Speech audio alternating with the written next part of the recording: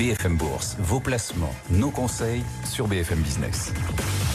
Les marchés chinois vivent leur meilleure vie depuis 2008. On enchaîne les performances comme rarement. La bourse de Shanghai ce matin a encore pris 8%. Et notre portefeuille BFM Responsable, figurez-vous, en profite un peu. Alban Préaubert est avec nous, l'un des 3 co-gérants de ce portefeuille. Bonjour Alban. Bonjour. Le portefeuille sur la semaine vient de gagner 3,3%. Alors c'est un peu moins que l'Eurostock 50 parce qu'on n'a pas beaucoup de valeur du luxe. Et c'est vrai que le luxe a bien porté l'Eurostock 50 la semaine dernière. Notre portefeuille, il est bien exposé ou moyennement exposé au rebond des marchés chinois, Alban? Alors, il est plutôt bien exposé parce qu'on a quand même des valeurs qui sont sensibles à la Chine. SEB, il y a effectivement Brunello Cucinelli, une valeur du luxe, mais c'est vrai qu'en relatif par rapport à notre indice, on est plutôt sous-exposé parce qu'on n'a pas du LVMH qui a un gros poids dans l'indice, on n'a pas de Hermès qui a un gros poids également dans l'indice, on n'a pas non plus de L'Oréal. Donc en relatif, c'est vrai que ça explique une grande partie de la sous-performance de la semaine. Mais on a SEB. On a SEB.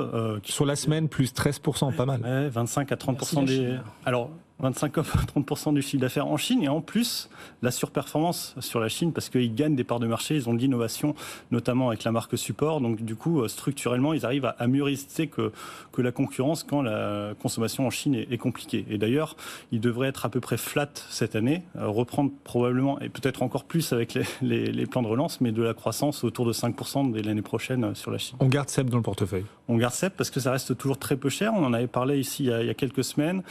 Les résultats étaient bons en plus au premier semestre. Malgré la Chine, il y a quand même eu notamment tout ce qui est lié au B2B, les machines, notamment dans le café, à destination de la restauration, des professionnels, qui performent bien et qui en plus sont mieux margés que l'équipement du grand public.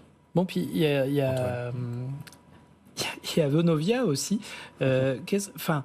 J'avais déjà posé la question la dernière fois, je crois, mais pourquoi Vonovia précisément? C'est pas la Chine. Non. Est-ce que vous l'avez intégré il y a une semaine? Il y a une semaine, donc c'est pour jouer vraiment la baisse des taux, parce qu'on est, ça y est, rentré vraiment dans un paradigme de baisse des taux, et c'est vrai qu'on pense que le secteur immobilier sera mieux orienté dorénavant avec ce contexte de baisse des taux. Et puis structurellement, il y a quand même des éléments assez porteurs pour Vonovia parce que on sait qu'il y a un déséquilibre entre l'offre et la demande en Allemagne, aussi en France, mais en particulier en Allemagne, avec 6% de population qui est attendue en plus d'ici 2050 en Allemagne. Alors c'est vrai que la croissance démographique est molle, mais il y a de l'immigration aussi, notamment voulue pour l'emploi. 6% de hausse de la population allemande attendue d'ici 2050.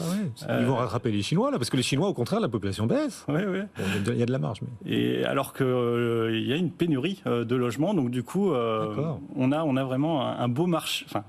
Alors ça n'a pas été le cas ces derniers temps avec ces taux élevés, mais il y a un beau marché pour l'Allemagne, et notamment sur le résidentiel. Et pour le coup, Vonovia est un pur player du résidentiel. C'est pour ça que vous avez fait ce choix original, effectivement, d'intégrer une valeur immobilière pour... Alors ça, c'est pas original, pour profiter des baisses de taux de la BCE, ça, beaucoup d'acteurs le font, mais une valeur allemande. C'est vrai qu'avec Antoine, on se demande depuis une semaine pourquoi une valeur allemande. C'est un pays qui vieillit, mais non. L'économie est compliquée. Et puis là, encore plus, quand on voit tous ces warnings sur l'auto, c'est vrai que c'est une économie qui est quand même pas mal dépendante du secteur automobile. J'étais justement à Munich la semaine dernière, et la tonalité en Allemagne sur les boîtes industrielles et sur les boîtes auto en particulier, c'était lourd. Mais voilà, Vonovia, on pense qu'elle peut tirer son épingle du jeu. En plus, sur les enjeux ESG, on sait qu'il y a 3% seulement du portefeuille de Vonovia qui est sur les plus faibles classifications énergétiques, alors que le marché est à 16%. Donc en relatif, c'est nettement mieux. Antoine me faisait signe, il me disait attention, il y a l'Oktoberfest à venir à Munich qui s'annonce du coup sacrément corsé. Là, il faut se remonter le moral à Munich.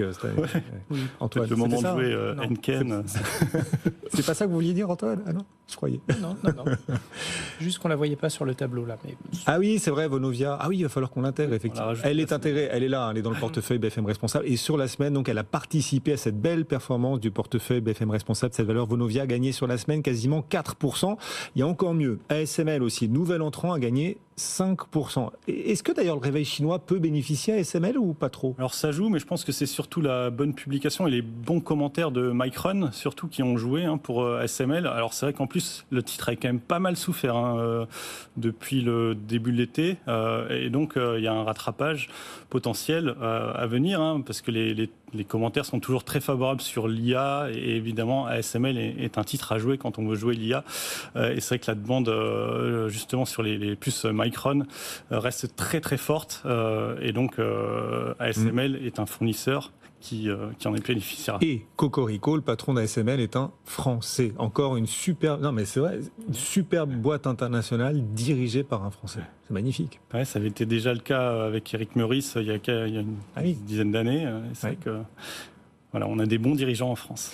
Alban Préaubert, merci Alban d'être passé nous voir. Voilà ce portefeuille qui se porte plutôt comme un charme sur la semaine écoulée, plus 3,3%. Alors oui, l'Eurostoxx a un peu plus encore progressé que notre portefeuille, mais c'est parce qu'on a un peu moins de valeur du luxe, il est un peu moins pondéré, voilà, il représente moins la part du portefeuille du luxe que dans l'Eurostoxx. On profitera du rebond chinois avec Aurubis aussi, même si c'est pas de l'exposition directe. Il y a le prix du cuivre qui est en train de rebondir.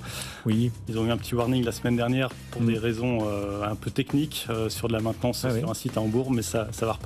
Aurubis qui est présente dans le portefeuille, on est sur le cuivre et on voit Nexans aussi aujourd'hui progresser d'ailleurs sur le marché français grâce à cette relance chinoise dont on va reparler dans un instant. Merci Alban d'être passé nous voir, l'un des 3 co-gérants du portefeuille BFM Responsable avec Guillaume Chalouin de l'UBAKM et Frédéric Rosier pour Mirabeau.